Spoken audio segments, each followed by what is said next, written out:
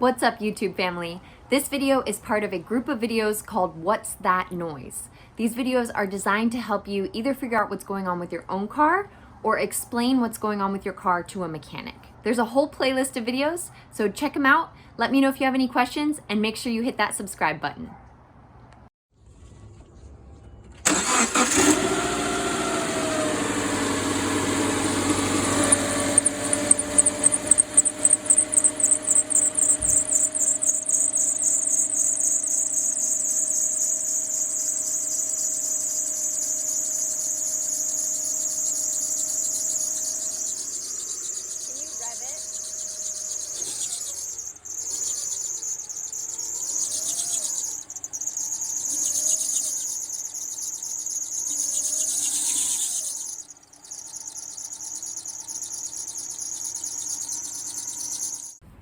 This chirping or squealing noise was actually caused by two different accessory belts being too loose.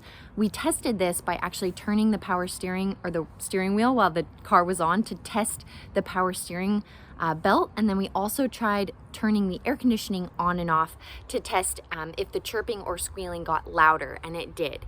So it was a quick little fix. Both those belts were still within clearance, so we didn't have to replace them.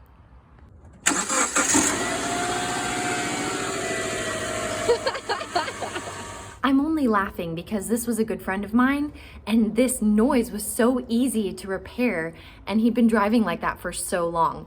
And honestly, having a loose belt can put stress on other components in the engine, so you do want to make sure that you address any sort of weird noises.